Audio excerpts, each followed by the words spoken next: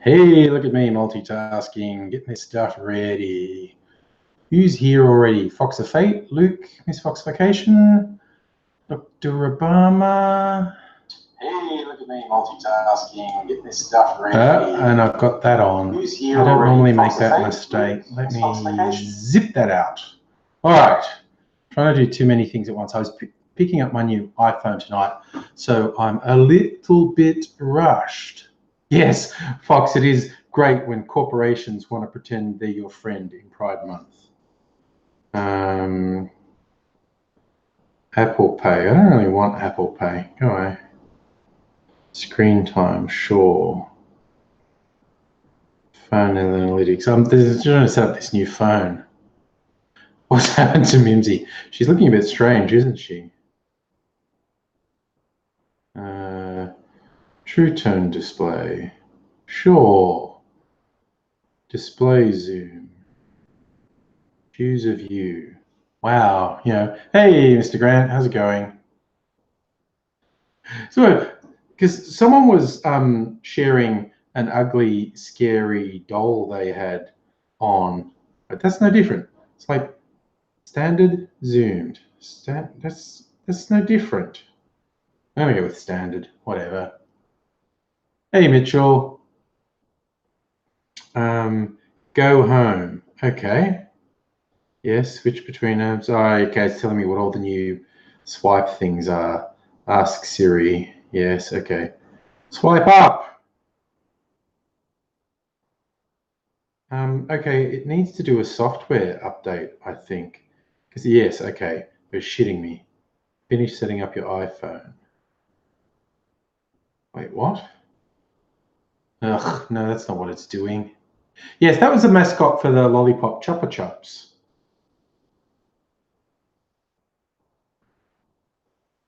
Ugh. Okay, all right, I'm just resetting it. I did have Apple Pay. So I've never used it, but my bank started supporting it, so I did it. Nobody look while I put in my secret code. I think you could see that. Yes, his name is Chupa Chuck. Yes, I think that's a fair call, Charlie. Looks like it would have killed Minty in two. I should have a Chupa Chuck because as the little thing in his hand, you can actually stick a Chupa Chup in his hand and then stick the thing in his mouth. I was asking people to vote on what's the creepiest doll I own, that or one called a Stitch Baby I have, and everyone thinks that one is creepier. Aussie ASMR. Yes, okay, yes, I'm agreeing. Okay, so like, oh no, I was thinking, what's it doing? Yes, we're verified. Yes, good. Yes, continue. Wait, where's... Okay. Yeah, it's got a ding I don't like. He does look a bit like a Little Big Planet character, doesn't he? Yeah, Miss Fox Vacation is weird. I did set it up, but I've never used it. I tried to restore from backup all my old apps and stuff. Clapping for chlamydia, am I proud of you? I'm sure you've done something to be proud of. So I'm going to say yes. Where's the software update? Oh yeah, it's doing it now. I tried to I did the whole thing with my old phone, back up everything to so I have all my apps and music and shit, and then I plug this one in and it goes, oh, the software on that phone's too old. You have to set up as a new phone. And I'm like, oh, get fucked, honestly.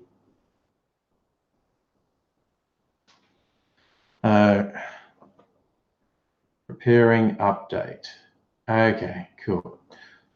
I even did the face recognition thing on this.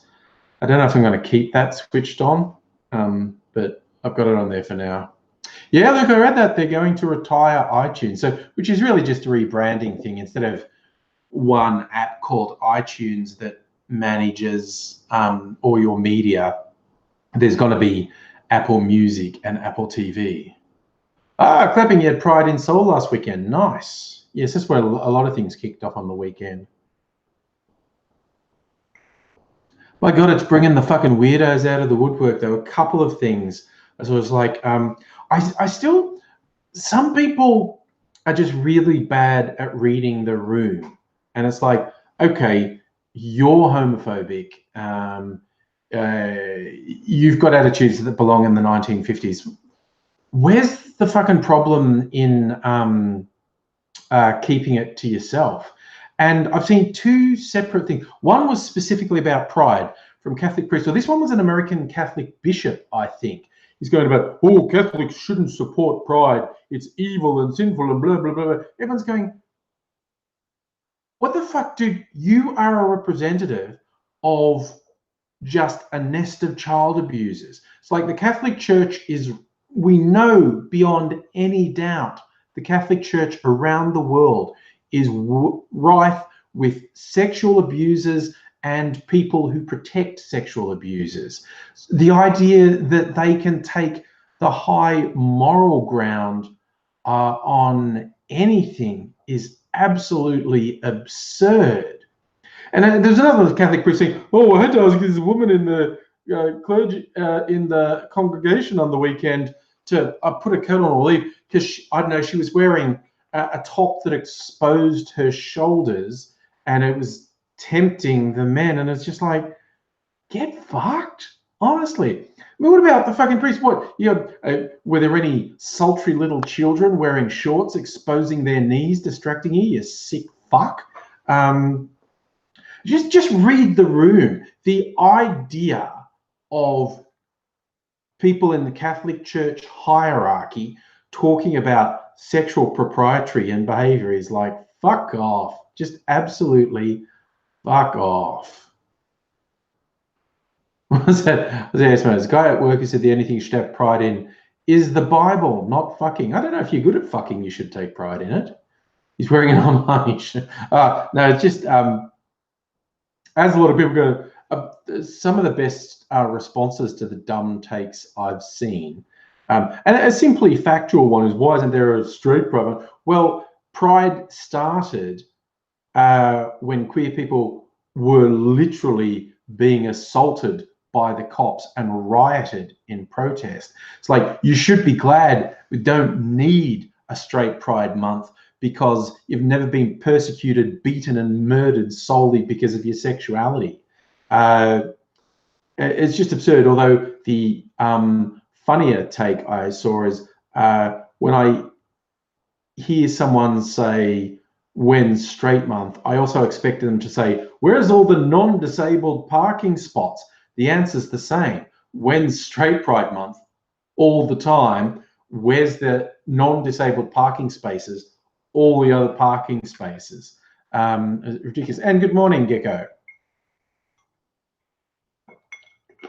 What's my silly phone doing? Yes. It's still preparing the update. Right, well, I fucking hope my phone's working by the time I go to work in the morning. It took longer than I expected. I mean, I went in on the weekend and they didn't, surprisingly enough, they didn't have phones in stock, so they had to get them in. But it only took till today to get them in. But yeah, the whole thing of signing contracts and what on the weekend took way over an hour, which was far longer than I expected it to. And just picking up the phones tonight took more than half an hour, which is again way longer than I expected, but it's done now. But yeah, I ran out of time to get it all ready before the live stream. Yes, Gecko, I thought I'm just gonna share the creepy doll with everyone. Yes, oh my God, hashtag not all men. It's just like, you just want to put someone's face into a fucking orbital grinder when they say things like that. Mitchell is saying Trump and the Queen talked about D-Day. Mayor of London didn't want that to happen. I don't know that that's strictly accurate, Mitchell, that the Mayor of London didn't want Trump and the Queen to talk. I know that Mayor of London has no reason to like Trump because Trump repeatedly has said vile, disgusting, bigoted things about the Mayor of London. But I don't know the thing. Oh, why do I have the Chuppa Chuck doll? That was years ago. It was a promo. Actually, had a promo. I got some for my YouTube channel, and I gave one away to someone. So, oh, that's a good tip, Miss Foxification. There's a major feature update for Windows, and don't do it in the evening. Big update, takes hours, many more problems than usual. Maybe I'll do that before, if the machine prompts me, do it before I go to work, and it can just keep working away while I'm at work. But yeah, I think I got the creepy doll out because someone was showing a creepy doll they got from like a Goodwill store. I thought I had creepier ones. I think he's he's creepy just because he's an official corporate mascot. Like, look, he's this not to be, pull your shirt down, buddy. He's this weird little lumpy man. I like him. He's basically the same shape as me, honestly, when it comes down to it. It's kind of the same. I'm not quite that stooped at the shoulders, but he's basically the same shape as me. That might be why I like him. Sit there, Chuck. Oh, look, this laptop will fucking shit itself. I'm not worried about laptop. I'm worried about my main desktop. I mean, speaking of gays and Nazis, I was not 100% sure we were speaking about gays and Nazis, but continue. Messages throwing it. Oh, yes, I did. Oh my God, it's so friggin' funny. Milo Yiannopoulos, who's super mad, he's totally marginalized these days. There's another right-wing shithead, Dave Rubin, who's copping a bit of flack at the moment. And then Milo's saying, well, I hope they all come and get you now because you never defended me. And Milo sent all these TMs to Dave Rubin, who immediately shared them with the world. Milo having a massive tanty. It's hilarious. That could be it, Charlie. Could be my son. Little Chuck, little angry Chuck. Mitchell, what happened between Mayor of London and Trump? Well, shock horror, the Mayor of London's a Muslim and Trump is a vile, disgusting, bigoted, lying sack of shit. And he's said a lot of shit about the mayor in London generally.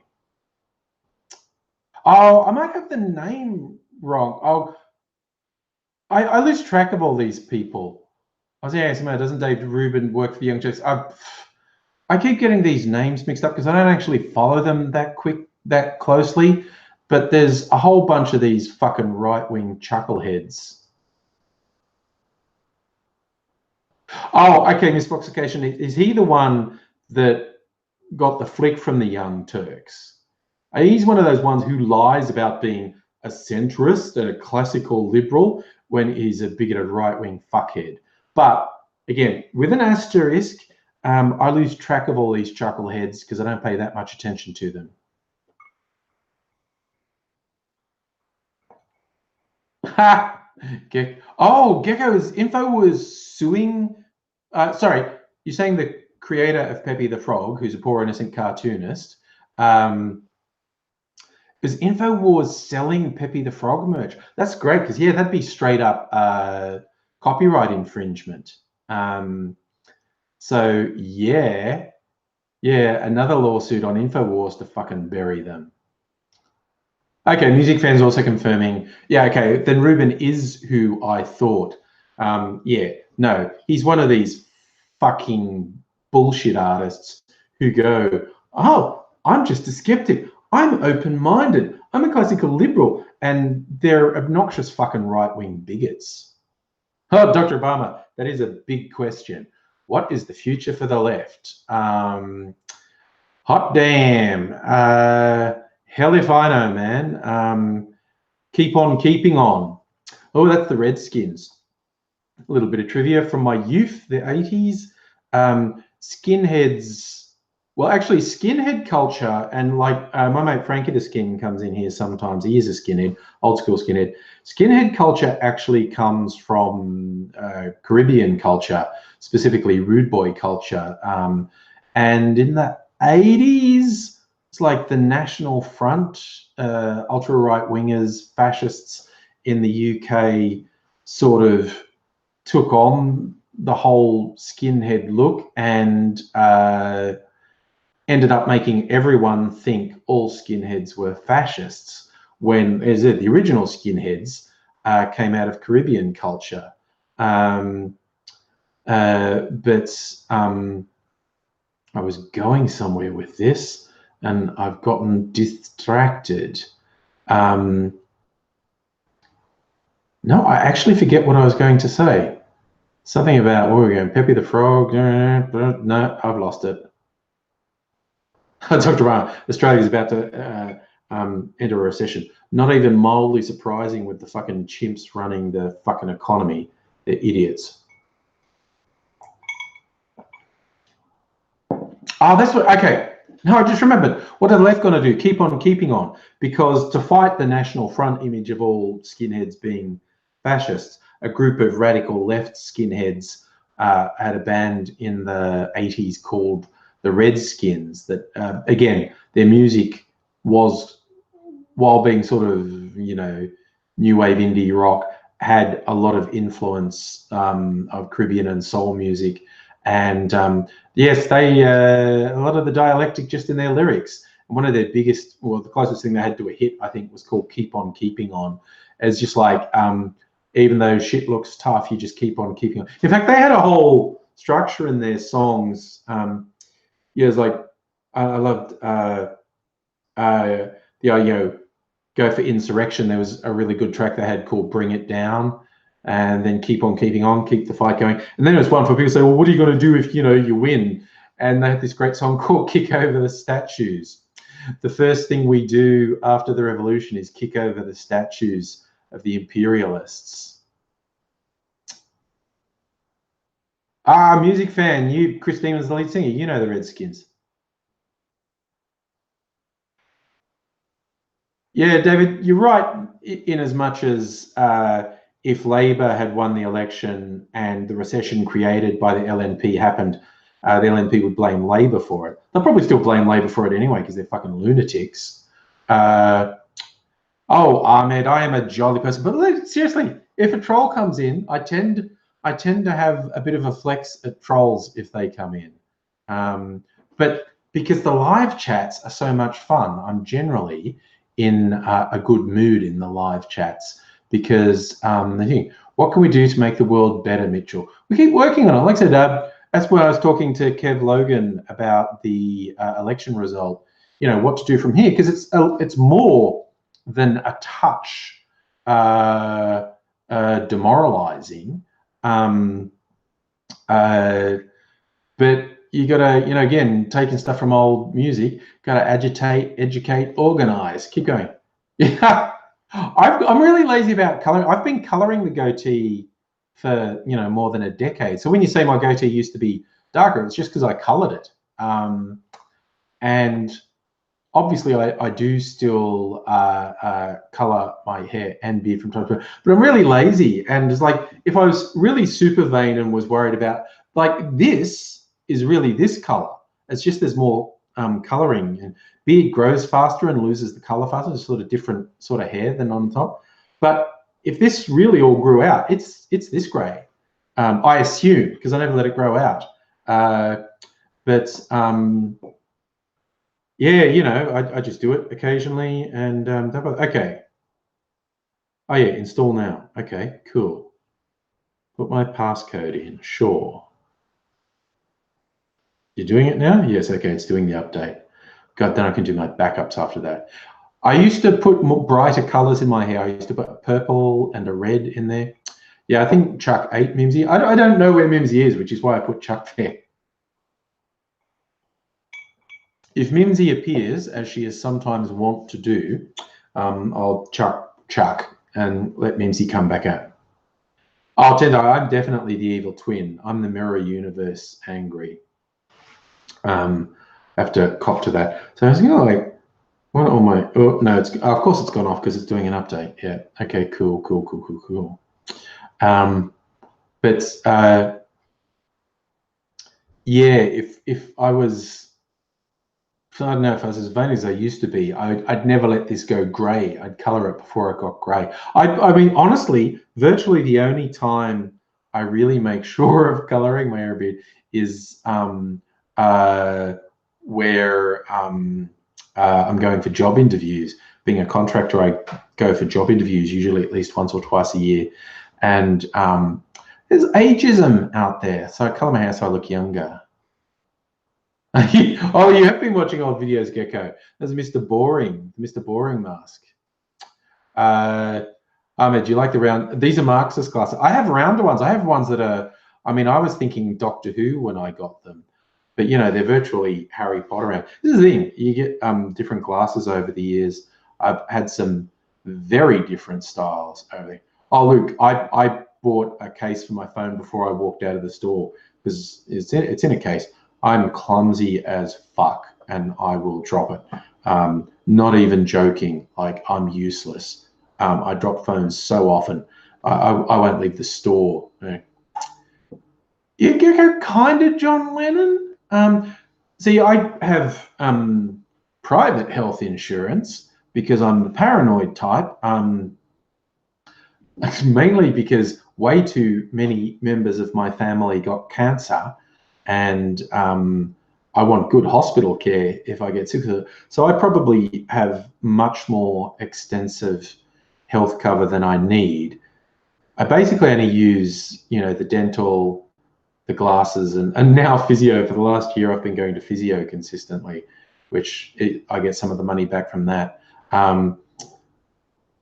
But yeah, because of my health insurance, I can basically get free glasses every year, which is why, if I remember to get them, I tend to change my glasses every year or so.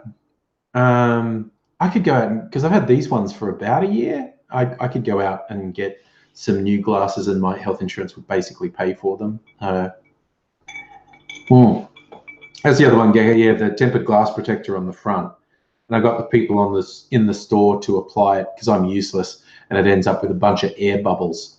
I've got the screen through. I mean, every time I see someone who uses their phone with no cover, I'm freaked out.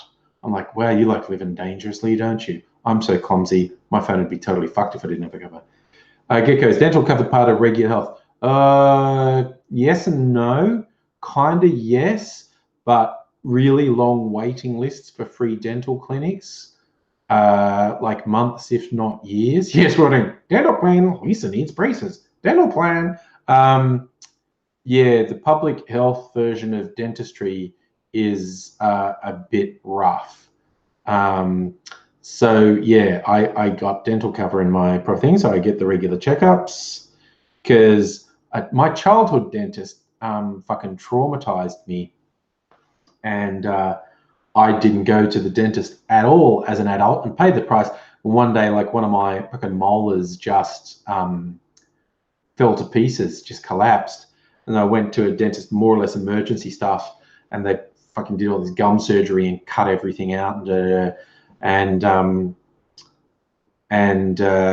I didn't go to the dentist again for ages, and basically the same thing happened to another thing. And this dentist was pretty good. Actually, the first one was pretty good too. And they said, we should do all this stuff. And they just did this really fucking hardcore cleaning on my teeth that took a couple sessions because everything was so fucked. And but they're much better now. Ahmed, you're a Canadian who lived in Australia. Do you want to go to the beach because of health coverage? Yeah, I mean, you know, the shark bites happen from time to time. I don't think anyone's been bitten, because we often say stung by a blue ring octopus, but I think technically it's bitten. Their little beak comes out and injects neurotoxin. Apparently it's really fucked up. Even if it doesn't kill you, super fucking painful. Like, it's a neurotoxin. It's really bad. Oh yeah, if you go up north, you want to wear sheer pantyhose at the beach because of the box jellyfish, which are fucking everywhere. Oh, Dr. Brahma, sorry, I saw that you did that movie Lakeisha. I did see an ad for it. Oh my God, what the fuck? For those who haven't seen it, it's just not going to be funny. It's just ridiculous. This was done in like the 80s about a basketball scholarship. It's like, oh, black people getting special treatment. That's so unfair to white people. white people should pretend to be black to finally catch a break in this world. It's like, it's so fucking, ugh. This one is like meant to be for some talkback radio thing where they want someone more diverse. And so this white guy thinks he's doing sassy black woman impersonation, and he never lets them seem like he does it all by Skype or something. I don't know. Oh, my iPhone has been updated. Yay.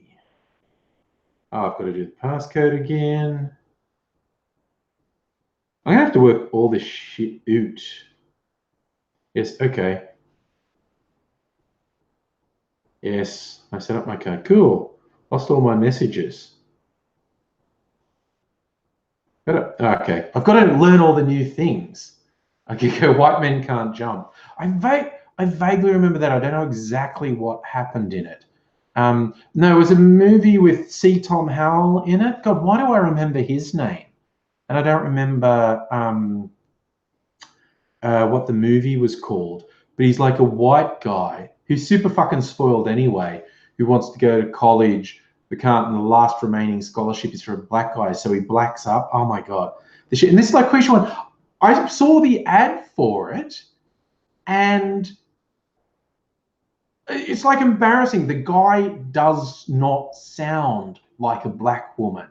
It's like some idiot fucking racist, unfunny person's idea of what a black woman sounds like. Oh, it's going to be a fucking disaster, because, you know, I bet some of the hard right are going to champion it, like, yeah, free speech, but it just doesn't look funny. Like okay,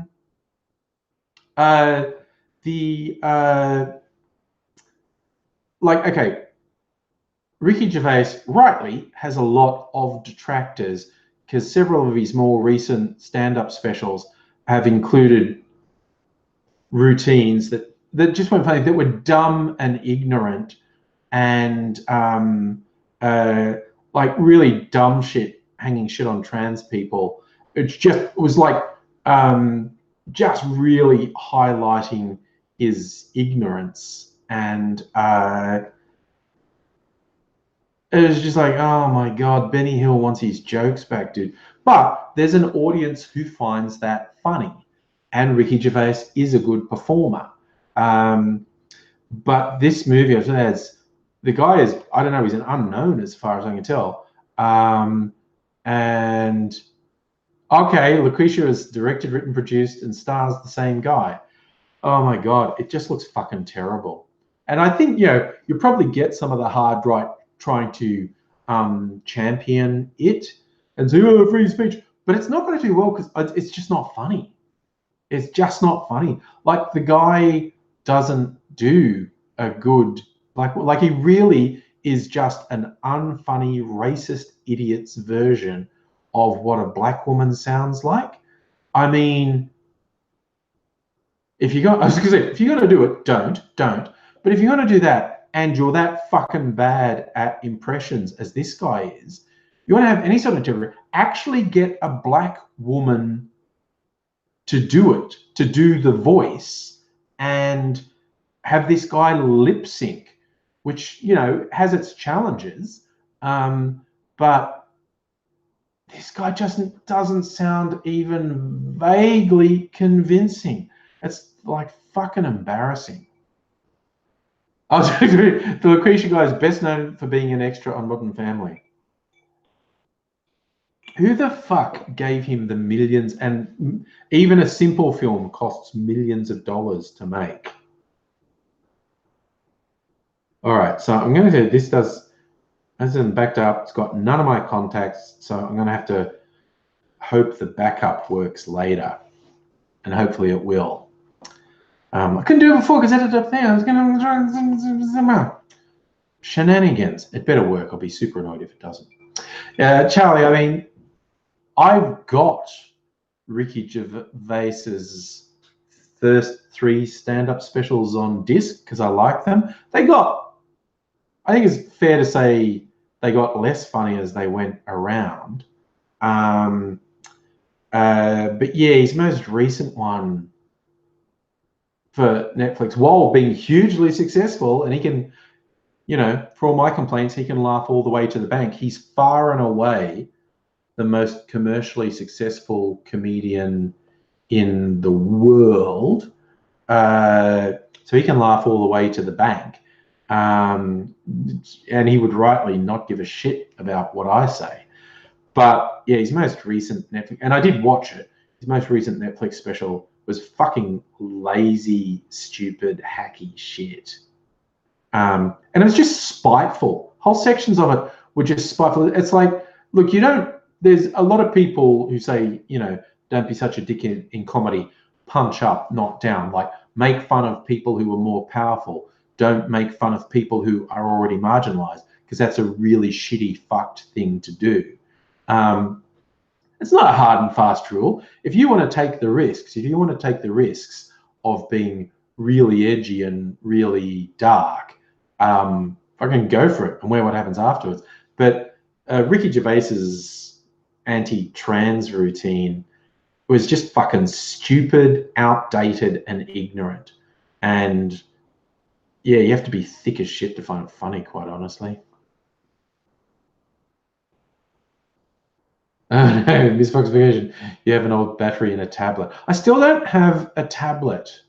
You know, like when I was getting this, I saw all the, you know, iPads and whatnot and the other brands. I was like, no, I've survived this long without a tablet. I probably don't need it. Well, that's an interesting bit of trivia, Gecko. The guy that voiced Samurai Jack's Black.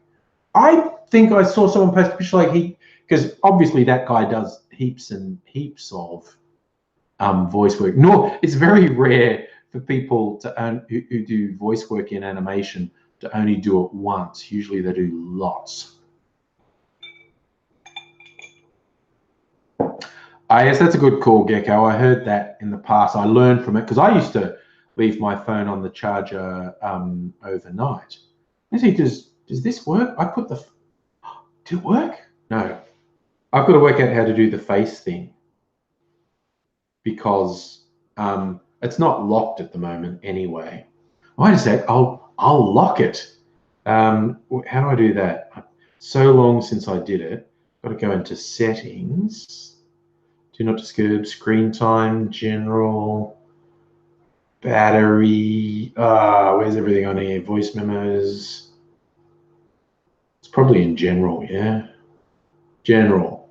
About accessibility, storage, iTunes Wi-Fi sync. Ooh, that's pretty funky. No, I can't work out how to do it immediately, so I'll stop messing about.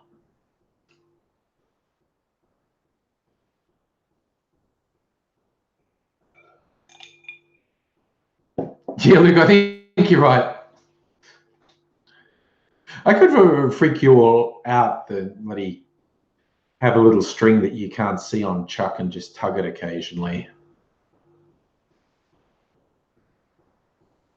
I remember the people have often made the joke like, "There's a face at the window," and I often thought as a prank on you people.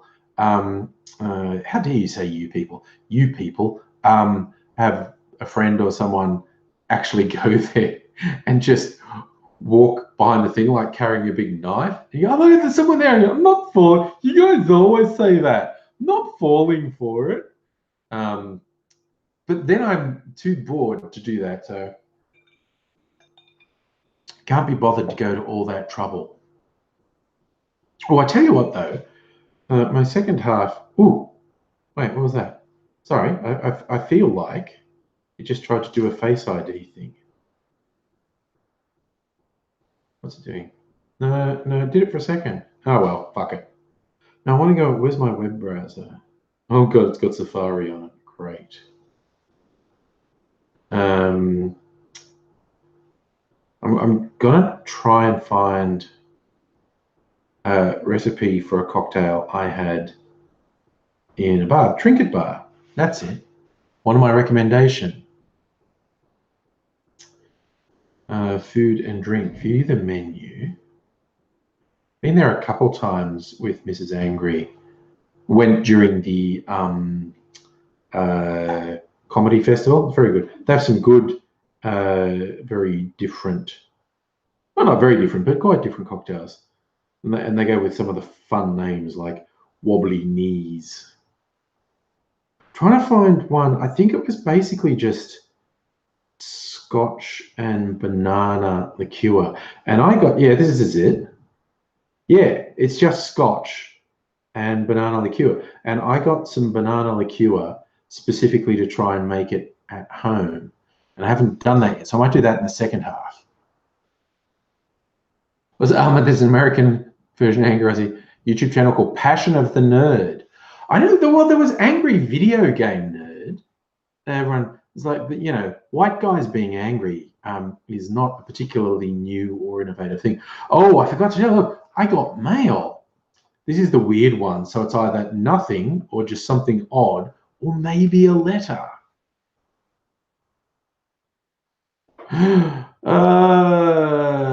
Justin. Yes, I saw that.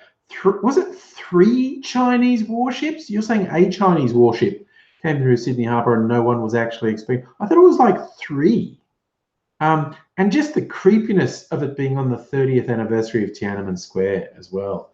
It's fucked up. Let's see what the weird mail is today. So this person either sends me like nothing or just something odd like a docket.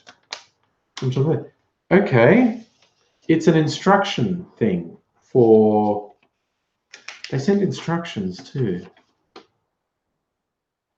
Oh, I think it's for setting up, yes, a mouse and keyboard set. Someone paid $1 to send that to me. Someone paid $1 to send me the instructions for a keyboard and a mouse. Cool. Okay. I think I know who it is anyway, so that's fine. But I did it just for a second. It said Face ID. I don't know what that is. Okay. So if I try and go in settings, what are we saying? It's on Touch ID. Soft, iPhone storage, background information. No. Okay. So we're saying here, Siri and search. Oh, there it is. Face ID and passcode. Okay, yeah, that's my passcode. Phone unlock. iTunes Pay for Apple Pay. Okay, yes. Set up an alternative appearance. Require attention. True depth camera will provide additional level of security. Attention aware features. Turn passcode, chain passcode. Require passcode, but it's not requiring my passcode at the moment. It's just letting me do it with touch. Voice dial, voice music control. God, I'm gonna have to work out all this stuff. Erase data. Ooh, erase all data on this iPhone after 10 failed passcode attempts. That's a fucking diabolical thing. No way am I doing that.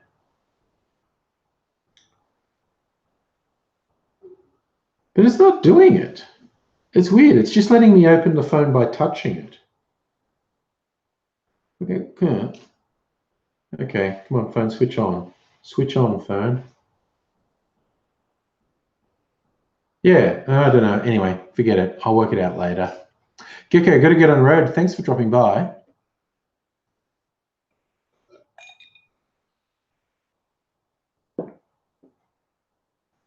Oh, Catherine, you know who Ahmed's talking about. It's temperament. Yeah, things. But I stopped letting the phone, but it's new. It's a new shiny thing. Literally shiny. I got to stop being distracted by it. Yeah, has anyone worked out why the fuck those 3 Chinese warships just appeared? That is so strange. That's like, really? You're just like appearing in Sydney? Because I've not heard any news that said, oh, no, the Australian government knew the warships were coming into harbour. We planned it all along. I just got the impression that no one was expecting them and no one knew they were coming. And what the fuck? It's like, what the fuck? So, it's very, very strange. I noticed, speaking about the 30th anniversary of Tiananmen Square, now fucked up that is, I noticed mostly the Chinese government is just being silent and doing the censorship thing. But some of their media outlets have actually defended it and said, no, it was the right thing to do. It protected the people of China from, sedition. And I think, well, okay, look, technically, you're not saying anything untrue, because after you made it clear you will just wholesale murder people, it is very unlikely that you're going to get another mass protest, because they know you're just going to murder them. Not cool, though. Really not cool. Like, yeah. But that's all kinds of wrong and messed up. Is that Dr. Brahma? You're saying Scummo says he knew about the warships coming for servicing, but the Premier didn't. This is like 3 warships just show up in the harbour. What the fuck? Oh yeah, Miss Foxication, I did see that photo. Yes, of all the bodies on the ground in Tiananmen Square. Absolutely awful.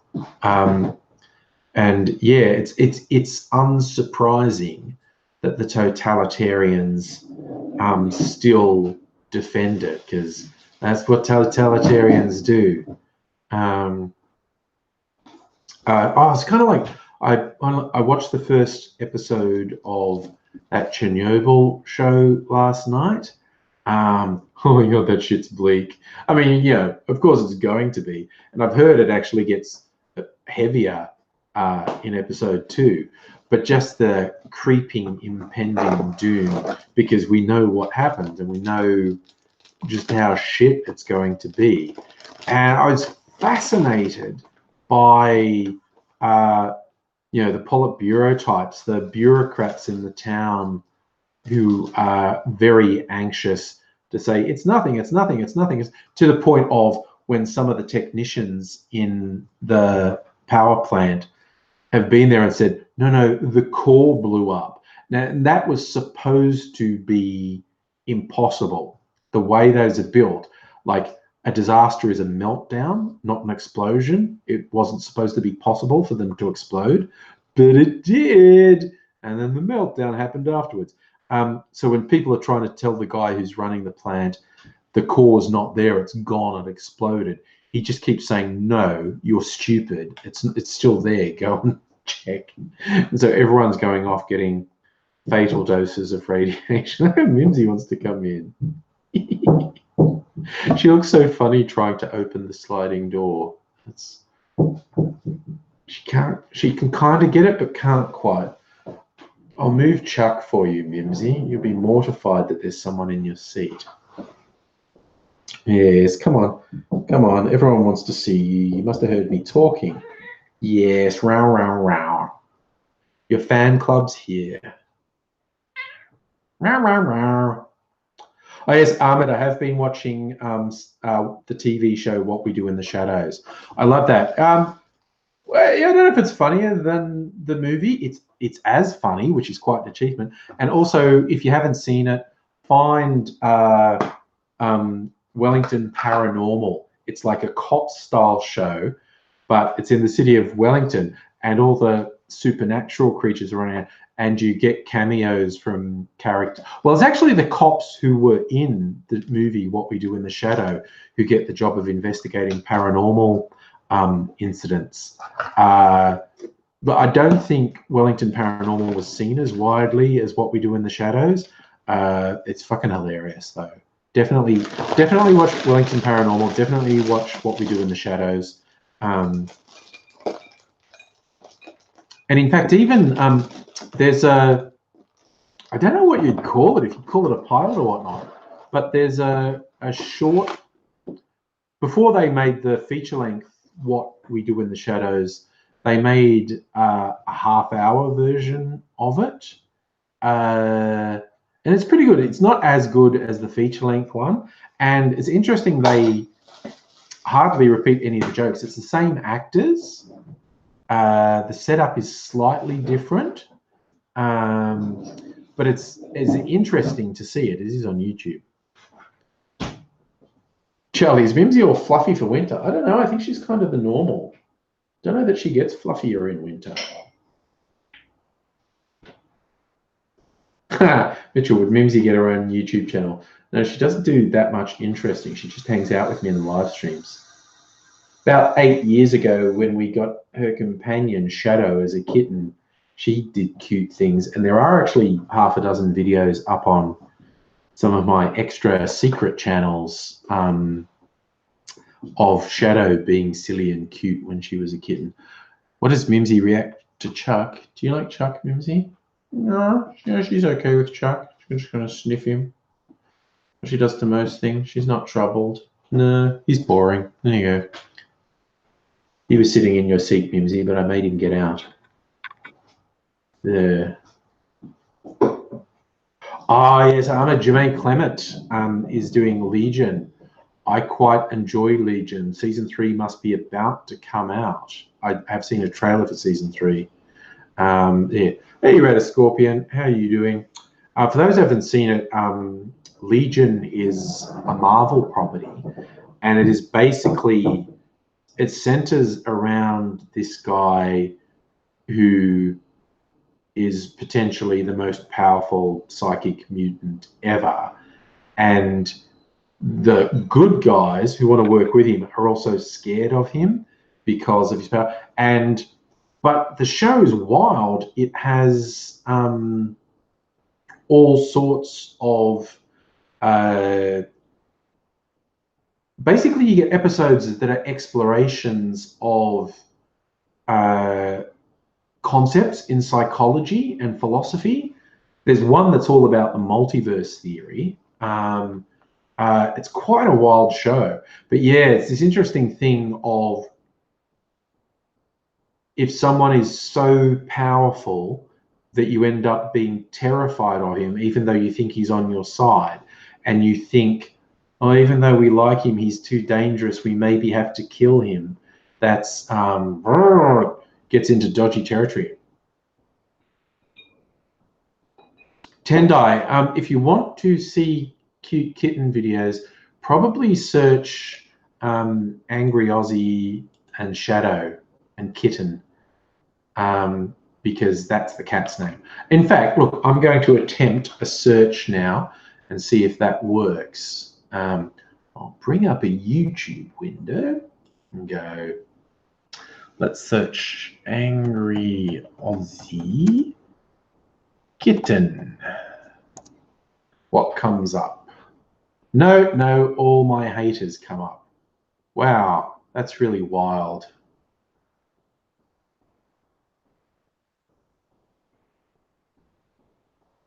Oh my God.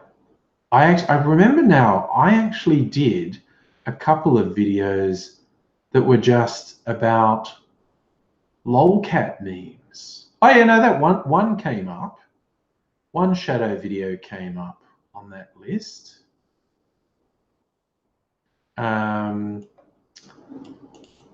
If I put Shadow.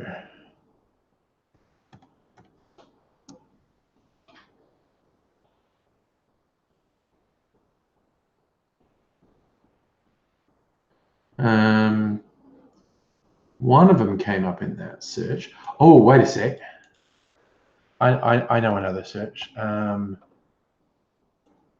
think it's less AngryAussie. Okay, yes. What you actually want to search for, what I think are the funniest ones, is they're on my Less AngryAussie channel. So search Less AngryAussie, all one word, and Kitten, and they come up. And in fact, the thing that came up recently, and I'd forgotten I even set up this channel, is I have a channel called AngryAussie Blog TV.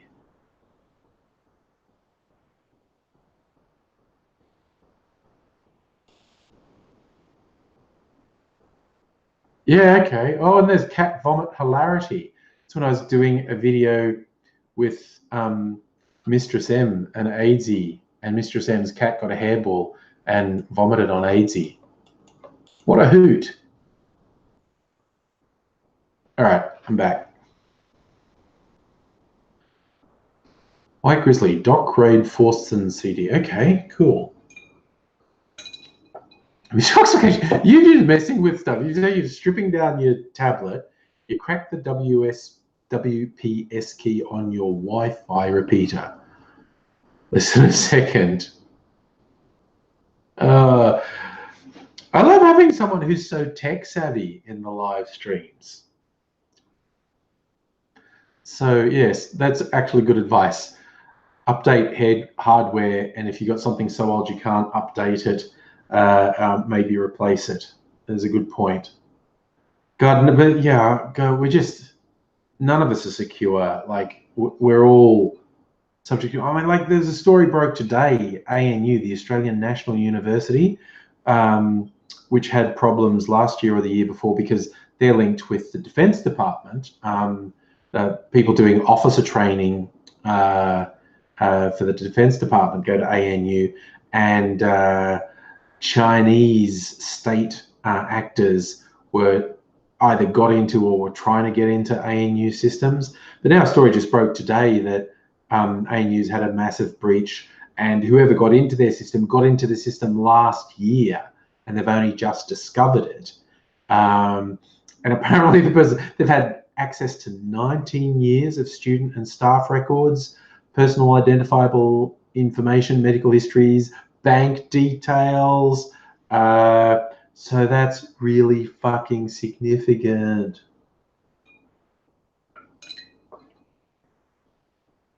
Oh, good God. So, like, think of someone who knows technical stuff. This Foxification used pixie dust via Reaver. With enough time, you can get into any network, but 0.18 of a second is a bit easy. Yes, you didn't need to delay the attack.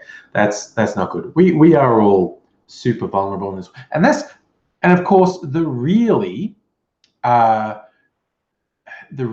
freaky thing is, on top of all these really dodgy technical risks to systems, the big thing is social engineering works. Even when you have really secure networks, social engineering 9 times out of 10 will get someone into a system. Just someone who knows the right way to talk to people, the right questions to ask, the right way to behave. People tell them stuff they shouldn't tell them, and they get into systems. Oh God, you're trying to never. That's an interesting one. You work for the government. Don't keep gifts from China. And in fact, it's like if you go to China now, and honestly, this probably holds for anywhere in the world. But definitely China, whether business or government, if you go to China, you only take a clean laptop, a clean phone, like not your real laptop or real phone, just a base laptop or phone that you're only going to use while you're there, that has no sensitive material on it at all. And then when you leave China, you throw it away because of the incredibly high likelihood of it being compromised. So I was half joking, but not really, in the video I uploaded on the weekend, hearing about America saying they're going to force people coming in on visas to turn over all their social media accounts, their email accounts, their phone numbers. And they would just not let me in the country because the sort of fuckheads who volunteer to work border security, fucking Trump-loving shitheads. And I've heard far too many stories of just even people who work for shows like The Daily Show or Samantha Bee or anything like that, the ones that regularly have a go at Trump. They get the shit hassled out of them when they come, like if they've traveled overseas, when they're coming back in. Just you have a US passport, they can't stop you from coming into the country, but they can fuck you up. They can fuck you. This is what happens to people who work for these shows. They're like flagged at the border, and they get detained, and they get all their shit gone through, and they get their life made really miserable. I mean, would you be in trouble taking prescribed amphetamines into China? Almost definitely yes, as in jail sentence trouble. That is a thing you want to be really careful about. Prescription medicine, even some over-the-counter medicines, can get you arrested in some countries. So you definitely want to check that. And you're in a lot of fucking trouble if you need that medication to, you know, function, because you can't have it, because you'll just get fucking arrested when you get there. Very weird. Oh my God, flip side. Mrs. Angry's mum, when she worked in a chemist, and one of those really, you know, old school chemists, because she's a couple generations previous to me, where, you know, the chemist would actually mix up your medication. They had all the raw components rather than it all being brand name stuff. This was the sort of chemist who had all the raw components behind the counter, and they would mix up medication according to your prescription. So this is like having the base stuff like morphine and amphetamines and coca products and all this stuff. And one time when Mrs. Angry's mum came over when she was, I think it was when she was pregnant, and I don't know, she's complaining about pain or something. The mum brought us something to help her. It was just in her luggage. It was this freaking big bottle, and it was basically a morphine-based painkiller, and it was like, and it was this big jar of it.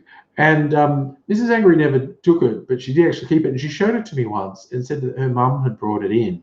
It was just this sweet little old lady had brought this thing of it wasn't morphine, but it was morphine-based painkiller. It was like so fucking illegal. And the volume of it would definitely get you arrested.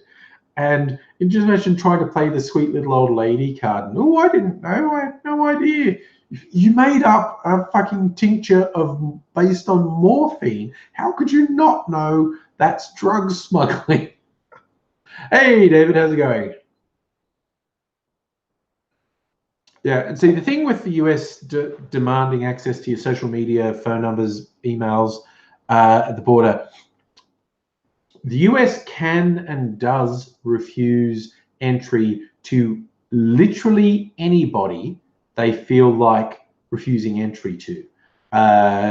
This includes green card holders. Obviously, if you're an American citizen, they can't stop you, but they can hassle you. But this is just holiday tourists, people on work visas or student visas, people with green cards.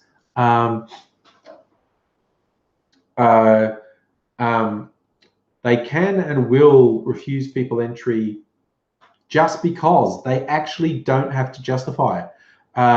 There's been a few cases over the years I've seen in the media of Australia, poor innocent Australians being over. One was these two girls who'd met some guys online, and they were taking a holiday to visit them in real life in America. And they're coming in just on a holiday visa because they're going to be there for a month or something. And the person asked them what they were doing. Oh, we're going to meet these boys. And that's a question like, you know, what do you for job? And I think neither of them was employed at that point. And they just went like, so you've come to America, you're unemployed, and you're romantically involved with these American citizens. No, we think you've come, you're trying to rort the system. You're going to just try and marry them and stay here. We refuse you entry. Just like they just said, no, you're just going back on the next plane. You don't get any of your flights or like accommodation booking refunded. They just go, no, we're going to lock you in a room till the next available flight back to Australia and send you back to Australia. It happened to a YouTube friend of mine years ago, and they interviewed him on Australian Story on the ABC, and it was basically again, because he was seeing someone romantically, but he had, you know, had this whole internet romance. You know, he was quite young. He was like less than 25. He worked like 3 part-time jobs for a year or so to scrape together the money to go over. Like, he worked really fucking hard to get the money together to go over to America. And they stopped him at the border and started questioning him. And he had a laptop with him, and they said, open the laptop, let us go through it. and he had an email from a friend, and this was after 9/11, and he's telling his friend he's off to America, and his friend went, "Ho ho, don't put any box cutters in your carry-on luggage, ho ho." And the guy at the border got really angry. "You think that's funny? You think joking about the terrorist attack is funny?" And he's like, "No, it's my friend, it wasn't me." And then they just grilled him, like, "What are you doing? What's your job?" And he's going, "Well, you know, I was working a couple of jobs to get here, but I don't really have a job. What are you doing? I'm meeting this girl." And they just went, "Nah, fuck you. We're going to lock you in a room for a day and send you back to Australia." And this guy had worked his guts out for over a year to afford that trip. And these fucking wankers at the border, just because they could, said, "No, we're not letting you in, and we're not refunding all that money you worked so hard for." Which, look, again, to stress, it's the right. Any country can do that. Any country can set their own policies for what happens at the border. It's fucked, but yeah. Sam, when you were in Melbourne, you were surrounded by meth heads. God, where were you living? I mean, there are a few suburbs that have quite the issue with ice. Here in Sydney, party drugs was industrial leather polish and whippets. Yeah, whippets are really popular for some reason. What do people call them? Nangs? Or is that something else? Is that speed? I don't know. When people say nangs, I thought they meant whippets, which is the oh yeah, fucking Broadmeadows. Okay, Ahmed. Yes. No, Broadmeadows is notorious for crackheads. David, your phone kicked the bucket. New phone. I got a new phone that I was setting up at the start of this. It's a neat picture. I can't wait to put my own pictures back on there, though. Oh, I think I might have to take the picture again because I didn't keep it on my fucking camera. Oh well, whatever. Go out and get some new street art for my bloody lock screen. Yeah, no, Broady is fucked, man. It's like there's a few suburbs that are really notorious for it. Exactly, David. You're a straight dude. I'm a straight dude. Let's support people who are just living their lives. That's what I'm all about. Oh, that's right. Eid Mubarak. Ramadan is over. So Muslim people can party right now, or eat a lot, and stop fasting all the time. It's weird how much some of these religious festivals shift, like Easter shifts all over the place. Ramadan and Eid can be at very different times of the year. I think it's got to do with the lunar calendar or something. I don't know. I can't follow. I know the Vatican is talking about abandoning the old way of declaring when Easter is, which is something to do with, I don't know, however many moon cycles after Christmas or something, which is why it can be anywhere from early March to late April. Sometimes it's on my birthday, April 19th, for those who are wondering. Get me a card. Yeah, sometimes Easter's on my birthday. But I know the Vatican is talking about just setting Easter to be a fixed date. Well, it wouldn't be a fixed date because Easter's a Sunday, but it'd be like, you know, they might say, okay, from now on, forget all that weird crap we do. Easter will always be that no one can see you. It's like, because I'm in the kitchen, every now and then someone in the household wants to do something in the kitchen. And I was like, yeah, that's okay. Tendo, your birthday's today, for real. Happy birthday to Tendo. Happy birthday to you. Well, Charlie, you're April 16th. Nice. So you occasionally get Easter on your birthday. Luke's birthday soon.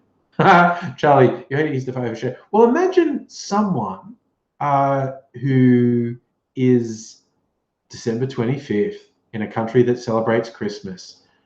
That just sucks. That would suck so much.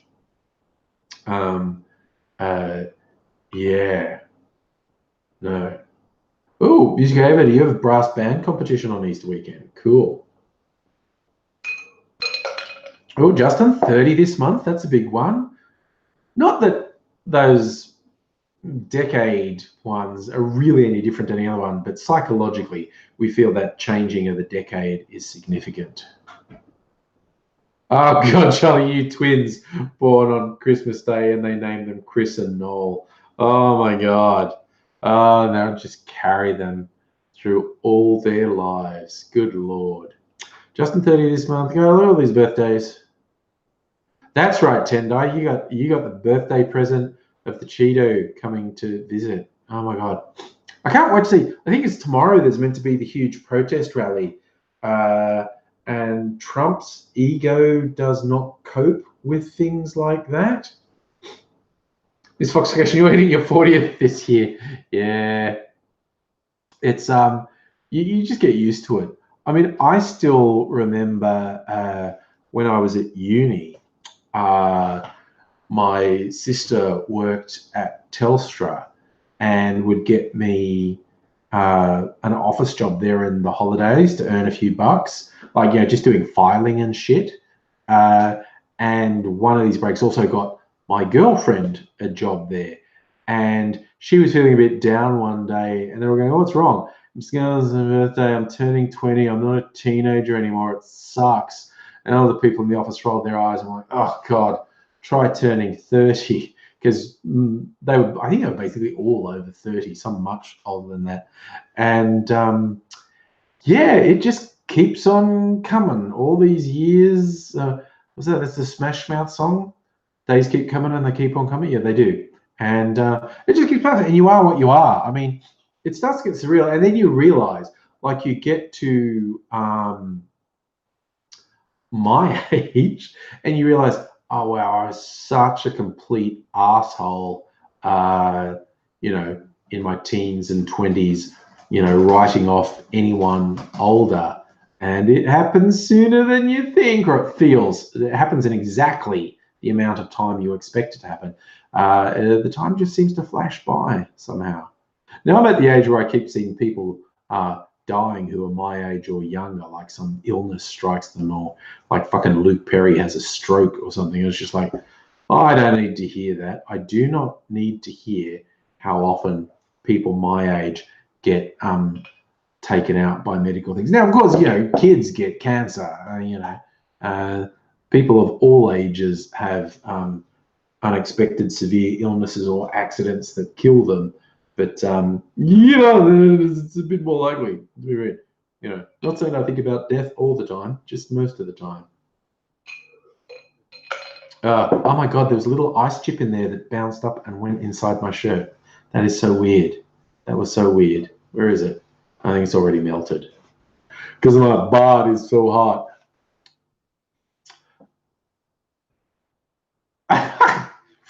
Okay, that's pretty weird. That's a weird story. Not as in I don't believe it. It's just you're saying toxic masculinity. There's such a thing as toxic femininity. You remember a group of random Aussie girls snatch a Krispy Kreme from your hand and toss it back in my head. That's just assholeness. And look, the thing is, when we talk about toxic masculinity, it's not like every bit of dickhead behavior exhibited by men is toxic masculinity.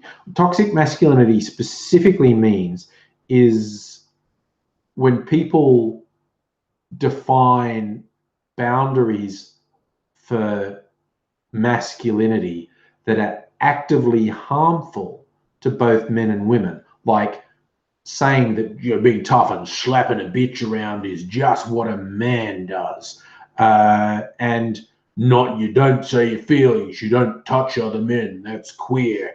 That's toxic masculinity. There isn't an equivalent that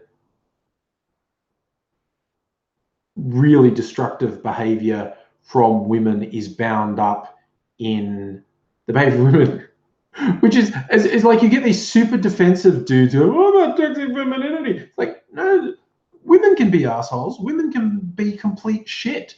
That's the human condition, is people are shit, basically. Toxic masculinity is categorically not saying men are shit. There are certain concepts and constraints that some people, in fact, in a lot of cases, the majority of people, try and place on men and men's behavior that are destructive and all too often fatal to both men and women. You know, the disturbing number of women being murdered in Australia by current or former partners. The terrifying suicide rate for men, because men don't ask for help. Men don't talk about their feelings. Men never betray weakness. Men have to be stoic and strong, and men fucking, even when they don't actually kill themselves, is like that ridiculous attitude has actual health damage and contributes to men dying younger. It's like when we say toxic masculinity, we don't mean being mean to women. We don't just mean things that hurt women. Toxic masculinity straight up kills men. It's as simple as that. Putting ridiculous artificial boundaries on what it means to be a man. A man has to do this. A man can't do this. It's absolutely ridiculous. But and look, you absolutely get women who reinforce and support and validate toxic masculinity. You get women who make men feel bad if they don't conform to these incredibly constrained boundaries of what a man has to be.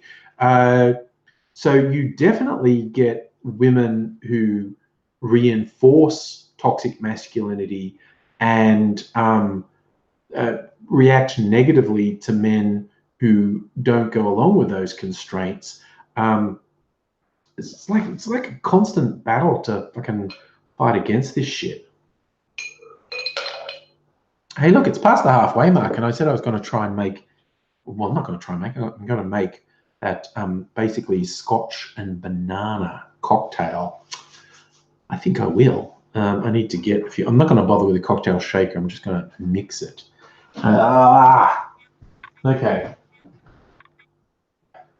Like, how old are you, Angry? I am of the age that I can't stand up without sound effects. All right, get a big block of ice. Suppose I could stand up without sound effects if I really put my mind to it. It's just I feel like making the sound effects. Ice bag.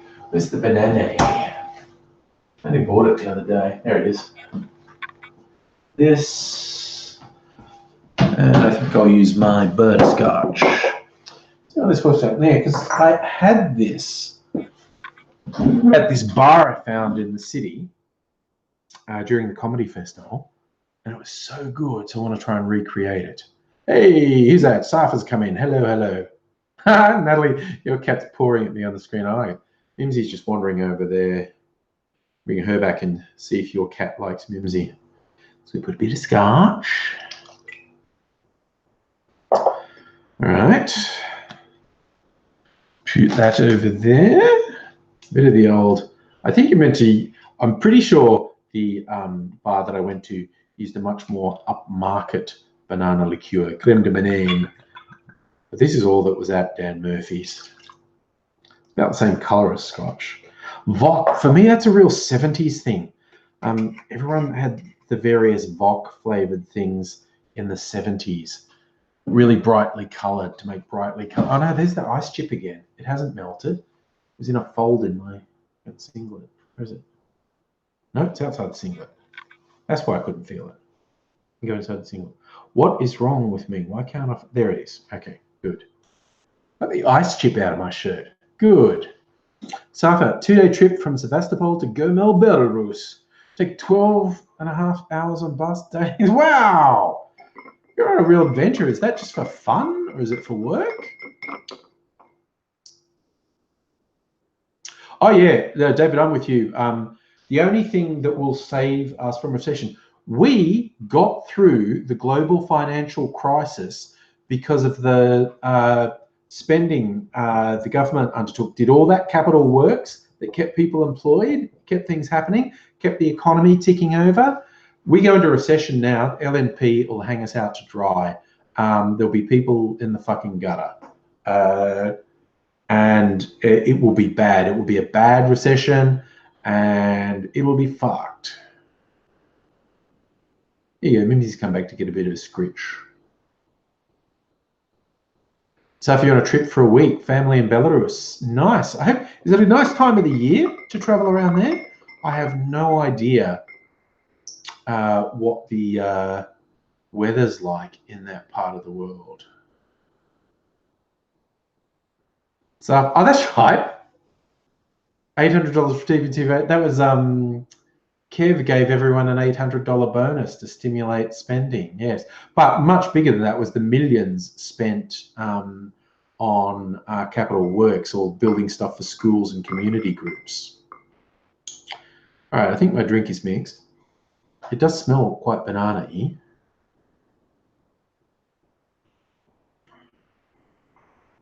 Yeah, it's not bad. It's probably not as good as the one I had in this bar, because I think they had like I said, a bit of a more upmarket banana liqueur than I've got here. And then you get the afterburn of the Scotch as well. So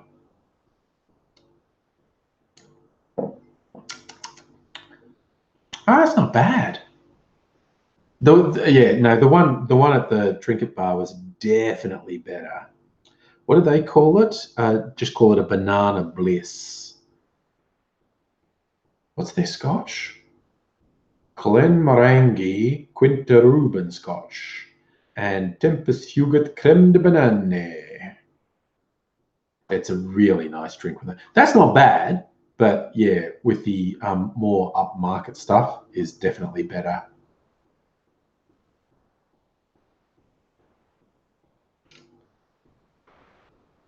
Oh, no, it's been a sophistication. Your eBay seller refunded half the price of new battery. That's good.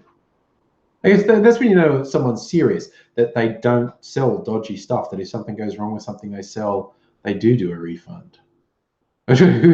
Charlie, you were too young for the Kevin Rudd money. I don't know if I got any money from Kevin. I can't even remember, because I know my whole tax thing is more complicated because I'm a contractor. This is a funny thing. I mean, people saying like, "Oh, you're crying, liberal. Oh, the salty tears because you lost." I mean, yeah, I think it's really fucked for the country that Scummo and Powell's got returned to government. I really worry, both economically and socially, what's going to happen in the next 3 years. Don't know which will be worse. That's going to be fun. That's going to be fun to find out which is worse. Are we going to suffer worse economically or worse socially from these fuckheads? But fine, I don't know. I suppose I'm going to wipe away my tears with some extra $50 bills because they're going to lower the company tax rate, and I'm a contractor with my own company, so I'm going to be paying less tax. But this weird thing, like I don't know. I think, God, there were a lot of people in the election night live stream, far more than usual. And I don't know if you all cast your mind back. There were comparatively few trolls. I think there was only about 2 or maybe 3 trolls. This one guy, he wasn't really a troll, but he was a liberal voter, and it's going ha ha ha ha ha. He's going, well, I vote liberal because I vote my own self-interest. So fuck you. And I go, I was fascinated that he was completely oblivious to what a piece of shit he was being. It's like, dude, if I voted solely in my own short-term self-interest, I'd vote for the Liberal Party too. But I have a slightly bigger worldview than that, and I look at it and go, what's likely to happen to the majority of people?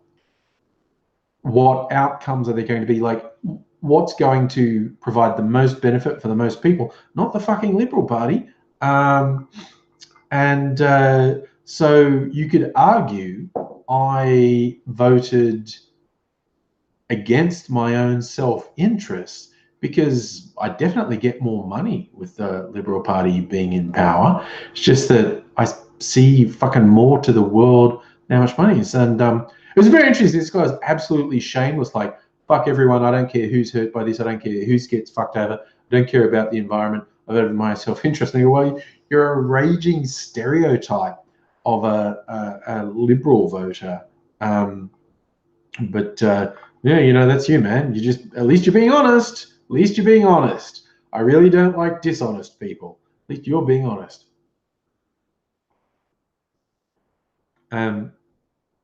Yes, misfoxification, I actually agree that there are a number of elements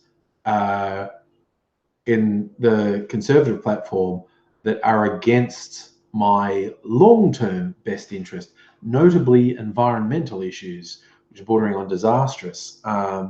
So that's why I take a bigger picture view. This guy's view was so narrow and so short-sighted and so self-centered. The reason I don't vote Liberal is a couple of reasons, because I'm A, looking bigger picture, and B, considering people apart from myself. So I guess that's the fundamental difference in mindset. And definitely, I'm not saying all Liberal voters are this guy. He's not even the worst example of a Liberal Party voter. He fits a particular stereotype, and he was super proud of being wholly and solely self-interested. But that's a big question. The Conservative voter is the most self-centered. This guy exemplified a particular sort of Liberal Party voter, where he was very proudly self-centered. Now, you do get some people who vote Conservative because they just believe in some of those economic ideas, and they believe that the market will look after more people. I disagree with them. So there's that one level where people, we just disagree with people. Whereas this guy, yeah, was proudly self-centered arsehole. Oh, yes, he was going at everyone. Like he was right on the border of being a troll, I thought. But I just thought, yeah, I'm just interested in seeing someone who's aggressively proud of being really self-centered, and citing that as a personal strength rather than a personal weakness. David, I reckon you're right. Climate refugees coming to Tasmania to avoid the heat might get more popular with retirees, because traditionally the retirees had always gone to sunny places, you know, Queensland in Australia, Florida in the US. But they're the places, tropical places, that are going to get hit earliest and hardest by climate change with much more severe weather. So yeah, maybe the retirees all flock to cooler climes, Tasmania in Australia, I guess up in the north in the US. What's that, places like Minnesota, Michigan, places like that. Hey, Feeler and Sealer, how you doing? Yeah, I mean, God, as every now and then seen people say, like, oh, what do you think is going to happen with climate change? Look, I don't know. It's like we're on this knife edge at the moment.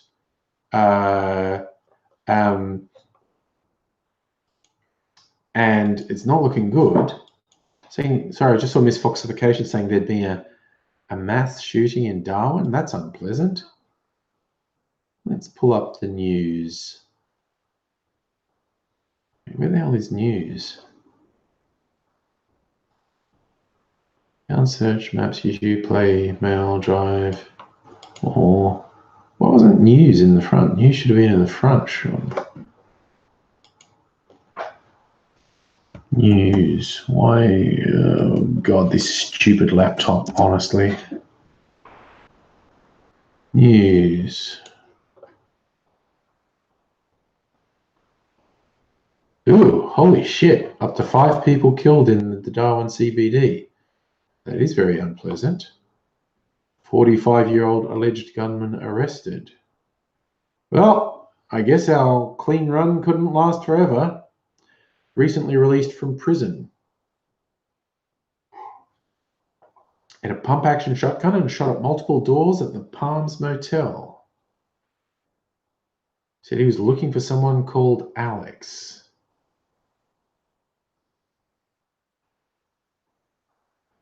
Jesus, that's super unpleasant.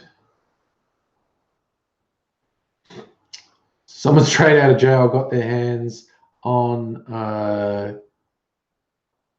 pump action shotgun. That's bad.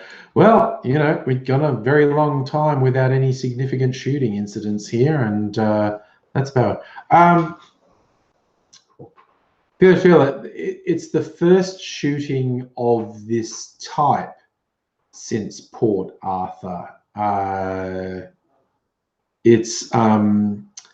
There's obviously been lots of gun deaths. In fact, the worst incidents since Port Arthur had been domestic incidents, like someone killing their own family.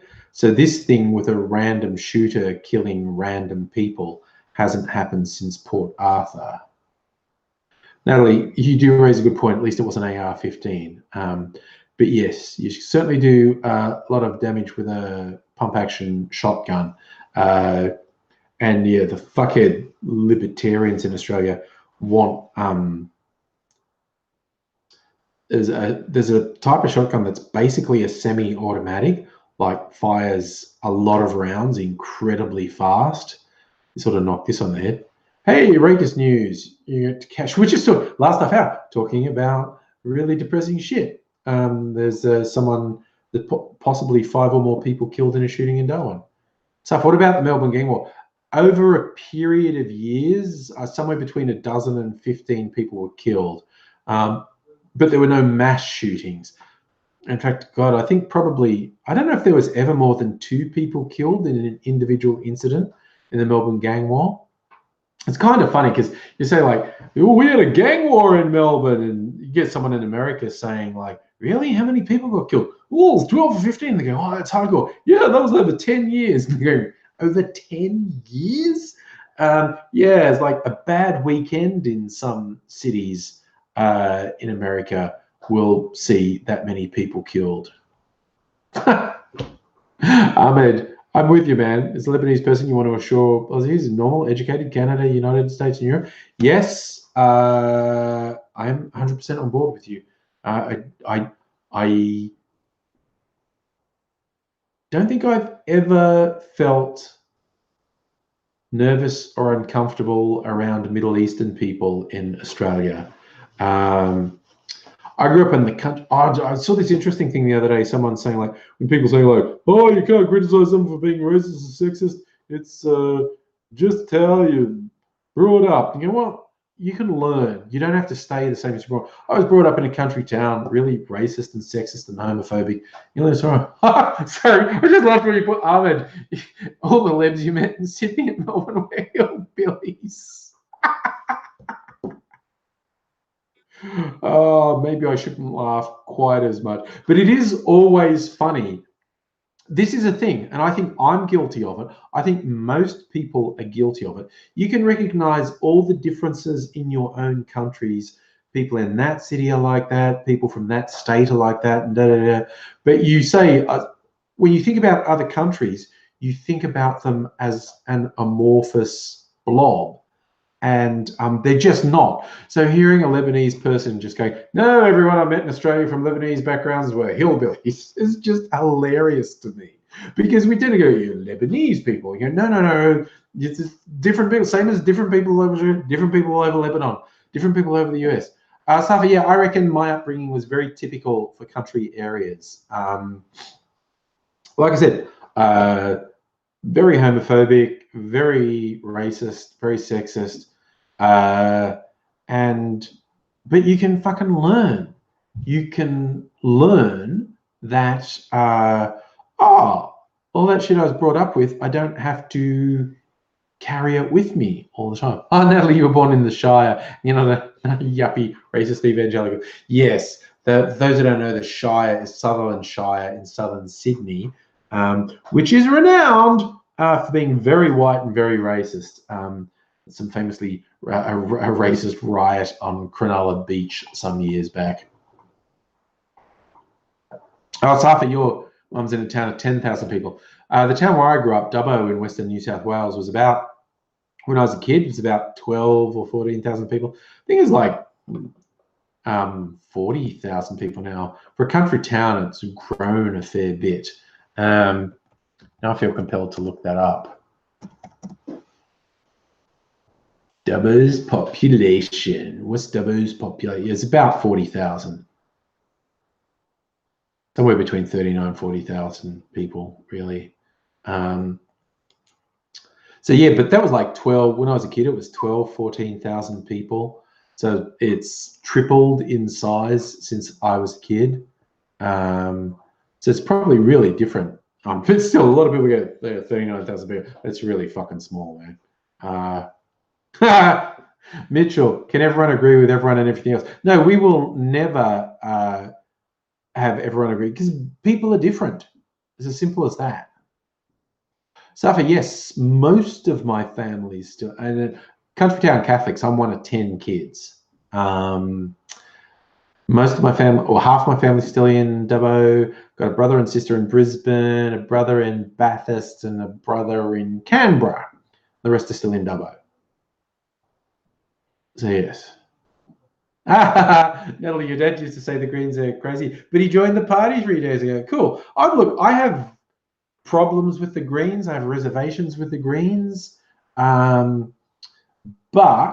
I have problems and reservations with every political party. So having this conversation with someone the other day is like, I could literally never, like, I don't know if people are joking when they say it on here or they're serious, saying, hey, Angry, you should go into politics. It's going, well, it'd have to be an independent because I couldn't join any party because I couldn't keep my mouth shut.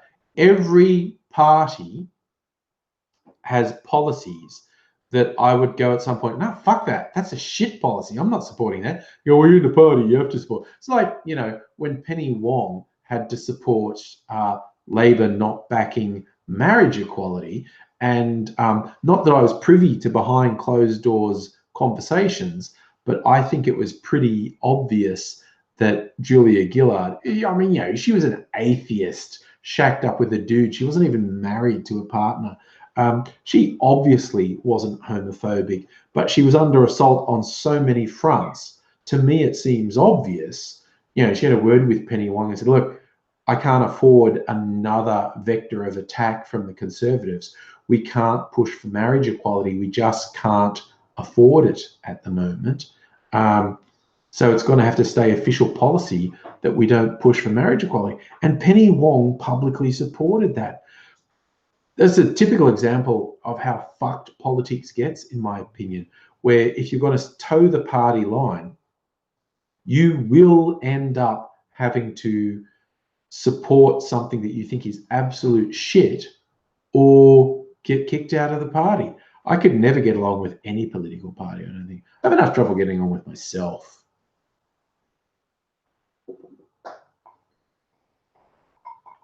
I like I'm talking about, could everyone just agree? No, people are never going to agree, and no one idea is going to solve everything. I've been quoting a lot of music tonight.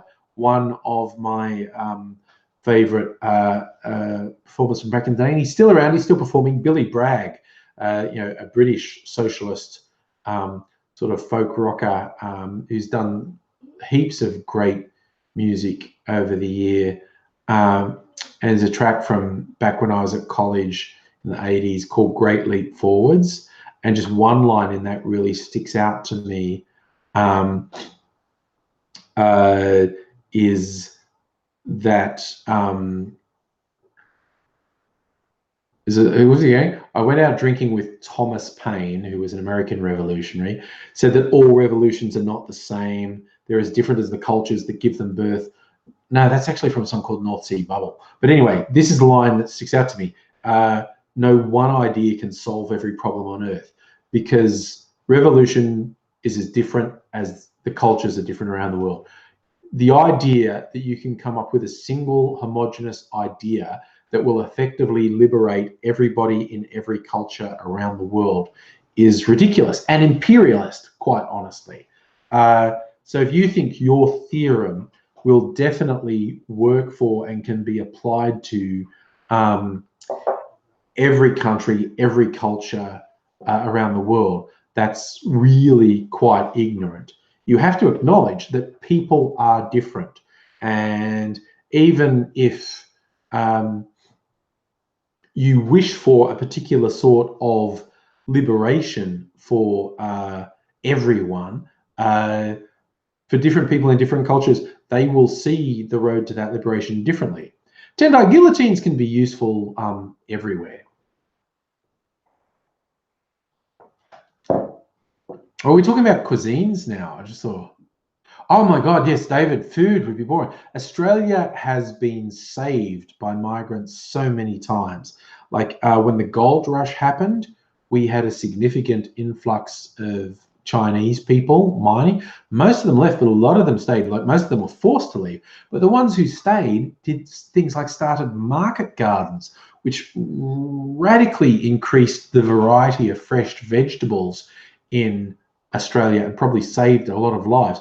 Post-World War II, our European migrants, again, significantly diversified the food on offer. What we regard as bog standard now, like Italian food, was a hugely significant difference post-World War II when they first come in.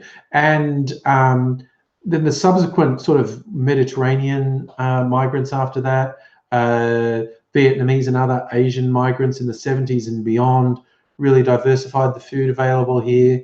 And, you know, in the last 10, 20 years, we had a lot of African migrants here, and you're seeing more African food here. So it's basically migrants have saved this country so many times. It's ridiculous. I'm upsetting all the white identitarians there. All the white nationalists getting very angry at me for liking foreigners. If you ever want to get really squicked out, I'm not sure when it changed in Europe and America and the UK, but Australian women's magazines in the 70s, and I think it was, from what I see on the internet, I think it was as bad in America and whatnot, but particularly Australia was very provincial in the 70s. Things started to change in the late 70s and into the 80s, but recipes and guides to entertaining in Australian women's magazines in the 60s and 70s are something to behold. Like the ideas of the things they tell you to serve are absolutely fucking horrific. Like okay, I'm going to go out on, yeah, gelatin. Everything was gelatin. Look, I'm going to do a quick search on gross old recipes. I do not like how that auto-completed. 9 vintage recipes that are so weird you won't believe they actually existed. Fiesta peach spam bake, mayonnaise jello, vegetable salad, tomato banana tarts, olive topped hot dogs, canned hamburgers, sandwich spread salad, shrimp orange walnut. One from BuzzFeed, 21 truly upsetting vintage recipes. Gross old-fashioned recipes your grandma probably. Yeah, so if you want to get grossed out, I just did a search on gross old recipes and got lots of hits. You're right, Charlie. Cookbooks in the 70s are awful. I think that was like the low point. But I remember Mrs. Angry had this old English cookbook. I was reading it, like, it's from the 1920s, and it's fucking fascinating. Like, some of the recipes sound really good and really interesting. Some sound horrific, like the ingredients, like brains and whatnot. But I think post-World War II, some really fucked up shit came out. Pre-World War II, there were some better recipes. And I think the real low point was early 70s. Official Justin Watson. Oh, yes, you're like the last 20 minutes of the stream, I think. I'm calling this my banana thingy a success, by the way. Why do I keep forgetting what they called it? No, I don't want that. God, I'm getting the hang of these friggin' gestures already. Banana Bliss, my version of the Trinket Bar's Banana Bliss. Well, turn out the welcome. If you're in Melbourne, you want to go out. I love taking people out to bars and stuff. Good to see you as well. Philly, you like cordon bleu? I mean, obviously it's been different. Oh, was a being a typical lefty wanker, like when I was at college and post-college, I used to see heaps of art house films. And I remember one from the late 80s, early 90s called Babette's Feast. And they recreated, it was French cooking just around the period of the French Revolution. The film's set just after the French Revolution, like within 10 years of the French Revolution. That's a plot point in it. But this woman, Babette, cooks this amazing meal, and it's all this really traditional French stuff. And yeah, it's fucking gross. Well, the French cuisine of that time made it really obvious what you're eating. Yeah, when we eat stuff, it doesn't look like the animal's meat. Like they had turtle soup that was actually served. The turtle was on the table. It still had its flippers and head, and the soup was in the shell, the body of it. And the head, like, you know, of the cow or the goat or the sheep is on the table. There was that type of French cuisine where you really knew what you're eating because it looked like the thing you're eating. David, your mum's 90, remembers eating whale meat. Yes. Oh, there you go, Phil Sealy. You know Babette's Feast. Oh, Big Night. That's such a good movie. That's a much more recent one. It's got Stanley Tucci in it. It's about Italian migrants post-World War II in America. Big Night is a great film. Really good. Babette's Feast is a good one too. So there's a couple Asian ones like Tampopo, and there's another Asian one that was all about food. Can't remember, but yeah, everyone does occasionally see those films all about. Like there's an American one with Jon Favreau, who's been involved in all the Marvel films. He's directed a couple of Marvel films. He's Tony Stark's driver in the movies. He did a movie a couple of years ago called Chef that's all about being a chef, and particularly then the guy gets into a food truck. It's kind of fascinating when you see a movie that's all about food. Safa, will we be eating insects in the future? I say yes. The future is all about fucking bugs and algae as our food source because everything else is going to die out. Hey, why don't I say some really awful fatalistic things about everything, including cows and horses and sheep are all going to die. And fish. And we won't have an alternative but to eat. I ate, where are my bugs? I thought my bugs would still be here somewhere. Mrs. Angry for a laugh got me edible bugs for my birthday and I ate them on another live stream. And I don't know where they are now. I thought they were just here and they're not. What's there under there? Nope, no bugs here. They're okay. I mean, they didn't taste like much. What did I have? I had crickets and mealworms basically with a few different flavored spices on them. Oh, Feather and Sealer, slow cooked barbecue meat. See, that Southern American barbecue style stuff became so trendy in Australia in the last 5 or so years. Burgers and American barbecue. And there are a few places that actually, there is this mob called, they do smoked meats and they do this little thing with brisket. Their brisket burger is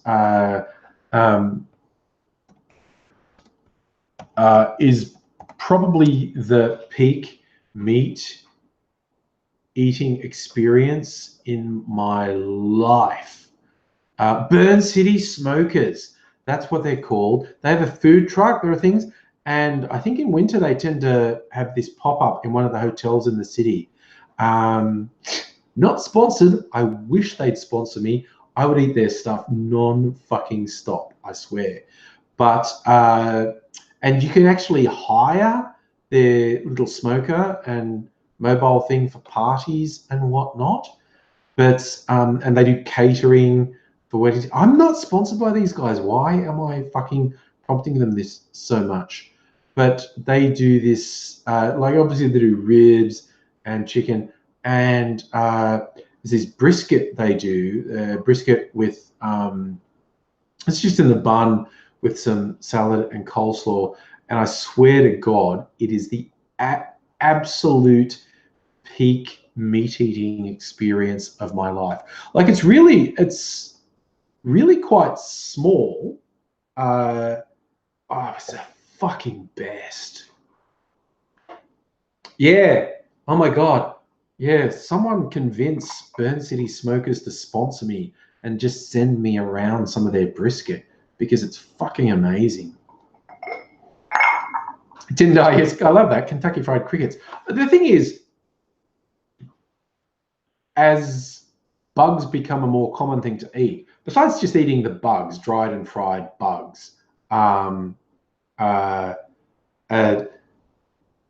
going to get more creative, like grinding bugs up into like meal and forming things out of them, like meat substitutes and flour substitutes. People are going to get very creative with how they serve. But oh yeah, Southeast Asian countries are huge on eating insects, crickets and mealworms and spiders, tarantulas.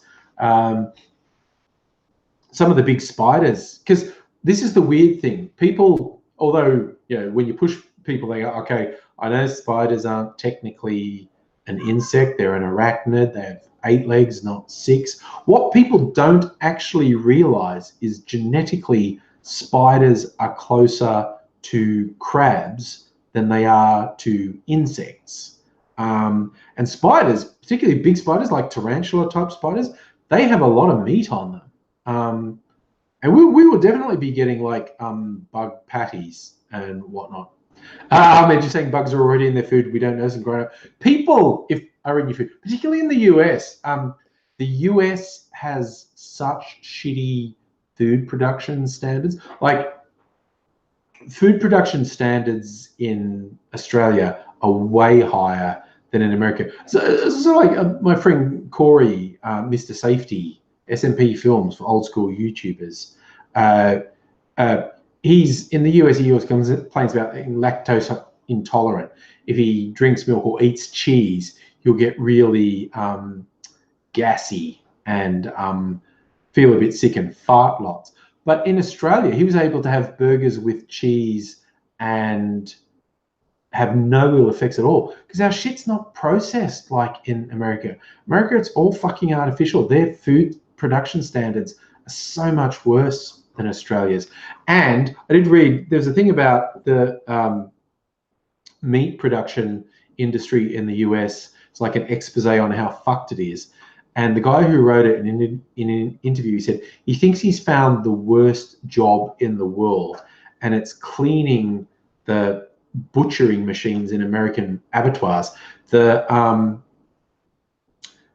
meat is stripped off carcasses in American abattoirs by machines, all these blades that slice off the bits of meat, and they tend to slice off bits of bone and, more troublingly, the spine, and you end up with getting spinal fluid in the meat, which can cause severe problems. But anyway, you have these big machines that are all blades that move about, and someone has to clean them, and they're cleaned with these high pressure boiling water hoses that also have bleach in them. And of course, it's some poor fucking, it's a terrible job. And so it's some poor fucking undocumented migrant who has this job of using this pressure hose to clean the slaughter machines. And there are a couple of fatal accidents every year in America where one of these people falls into the slaughter machines, and all the blades in there cut them to pieces and kill them. So basically, if you eat meat in America, there is a non-zero chance you have consumed human flesh because people fall into the slaughter machines all the fucking time. I know all this, and I still admit, I love it. Miss Foxification is here. Can't turn me off food. I enjoy it too much. I know all these terrible things that happen in meat production, and it doesn't stop me eating meat. I'm an awful person, quite honestly. There's no getting around that. But basically food production in Australia is so much better than in the US. There's so much less artificial shit. There's so much less additives. We don't have the nasty shit that happens in American meat production. Yes, Red Scorpion, the old cartoons where people fall into the sausage machine. So people point out there's an old Disney thing with the three little pigs. The big bad wolf and the three little pigs, and they have a picture on the wall labeled father, and it's a string of sausages. Yeah, Justin, I agree. Lab-grown meat needs to be a thing. Look, I would be all for, there's lab-grown meat. I'd be all for eating, fucking bug patties and stuff. Phil and Sheila, I don't know. There's a lot of vegans and vegetarians in Australia. I'm just super fucking lazy. I could imagine a future where I'm vegetarian, but I can't see a future where I'm vegan. Maybe it'll happen. I like cheese too much. I like ice cream too much. I like dairy too much.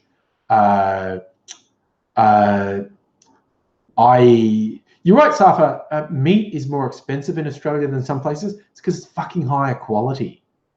It's as simple as that. I can imagine a future where I'm vegetarian. I would miss meat, but I reckon I could live without it. But I have real trouble imagining a future where I don't eat cheese. I just like cheese so much. Yeah, okay. I feel like I need to try roux meat again. I haven't. Last time I had it, I thought it was too gamey. Like roux meat is very red and very lean, and I thought it was very gamey and a very strong flavor. I feel like I should try it again though, because my tastes have changed heaps over the years. Oh, and in fact, I should get Mrs. Angry to do her brain magic on me. For those who don't know, who haven't seen me, Mrs. Angry is a psychologist, works in the government health service, but she has learned a few new techniques over the last couple years. One's called EMDR and one's called EFT. And you can use them to treat, EMDR is it's recognized by the World Health Organization as being an effective treatment for post-traumatic stress disorder. It can really, it's amazing how it can help you deal with trauma. And EFT is also known as tapping. This is where I've done videos on it. You can find them on my channel. Search AngryAussie EFT. You'll see me doing it. It can help you get over various traumas, but it's weird. It can help you with dietary things, and it can go both ways. If you're a really shitty eater like me and you don't eat vegetables because you think they're gross, you can do this EFT thing. You start off and go, okay, 1 to 10, how much do you want to eat? Like this piece of capsicum, and I go, ooh, 1 out of 10, and bite it and go, no, that's gross. You do this tapping thing and you just talk about how I don't want to eat this, I think it's gross, and you end up liking it. Like Mrs. Angry got me to eat capsicum, and I mean not just cooked, raw as well. Capsicum, onion, cucumber, carrots, a whole bunch of vegetables basically that I was really about, tomatoes, that now I actively like. But it also works the other way. If you have like a food obsession and you can't resist a particular thing that's not good for you, you can do this tapping thing and it no longer has this hold over you. It's fucking crazy. There's a couple of videos on my channel, you can see. And Justin, official Justin Watson, yes, Mrs. Angry is a freaking legend. And I mean, man, she works, the area of Melbourne where she works, a lot of refugees, a lot of people who've been through massive trauma, and she does amazing work with them. Yeah, I think I might get some roux meat and try it, because it's in all the supermarkets here. And if I don't like it, I'll get Mrs. Angry to do the tapping thing. Oh, Safa, absolutely straight. Aussie blokes don't eat enough fruit and vegetables. I'm way better than I used to be, but I still don't eat enough fruit and vegetables. But I'm like so good at it. Radish, scorpion, lentil, beans, bell pepper. Yes, I like lentils. Again, depending how they're done. Oh, bell peppers, that's capsicum. Yes, I like capsicum now. Beans, yeah, depending how they're done. We're talking about animal urine. Where did we get onto that? Ahmed, you heard camel urine. It reminds me of there was an article in The Onion that, you know, the headline is like, drinking a glass of dog urine a day cures cancer, say sniggering scientists. And it's just the reporting on this press conference. Are these scientists saying drinking a glass of dog urine will cure all these illnesses? And they giggle every time they say it. And it's just like some bored scientists are trying to trick people into drinking dog urine. Justin, I don't like tofu, so maybe I should do the tapping thing on tofu. Yeah, I've always just thought tofu was kind of gross and bland.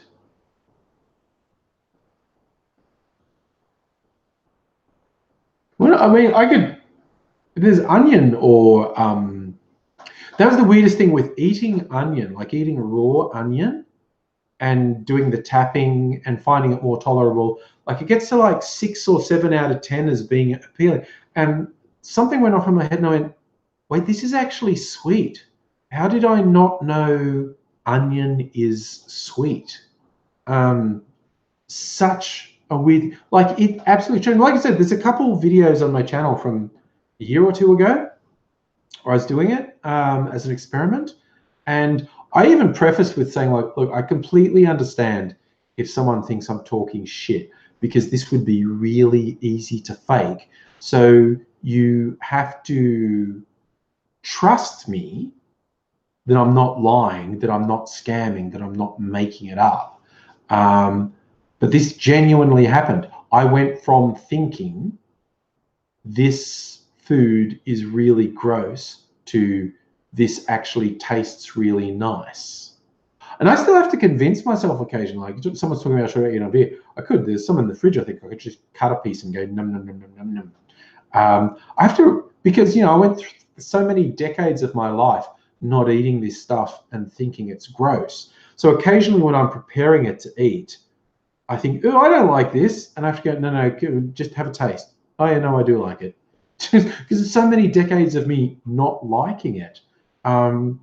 Liking it seems weird, and I have to remind. Yes, Natalie, do a Tony out. Yeah, I don't bite into an onion skin and all, but yeah, slice it up. And I mean, I prefer it cooked. I like putting onion and capsicum, etc., in cooking. But that's the thing, Mr. Looker. A pickled onion from a fish and chip shop. I haven't actually tried that. A pickled onion. So Justin Watson, I should go to a Thai restaurant, order fried tofu soaked in green curry with vegetables and chicken and coconut rice. Well, that's the thing. Tofu by itself is bland, but if you cook it with something, it picks up all the flavors. Yeah. So that's the thing. All right. This is just water in here now, I think, from melted ice. But... well, it's 10 o'clock, so I think I will bid all you fine and wonderful people farewell. Oh, geez, what are you doing, Mimsy? Coming in to say goodbye? Yeah? Yeah? All right, then you're just going to knock some stuff over. Come on, go over here. Go there. Go there. Go there. You should go over there. No, up here. Go up here and say goodbye to everyone. They can't see you down there. Go up here. Oh God, you're such a bother, honestly. Silly cat. Well, I would thank you, fine people, one and all, for joining me. It has, as always, been a fine time having you here. To see you again soon. I'll see if I didn't do Wank Fat Wednesday last week, even though I had an idea for doing it. See if I can be a bit more organized and actually do it this week. Thanks, Mr. Foxification. Don't forget the thumbs up. And yes, find me on the socials, AngryAussie. Tell me things I should be making videos about, because I often need inspiration. So look after yourselves, one and all. Hope to see you again soon. But I will say bye-bye for now.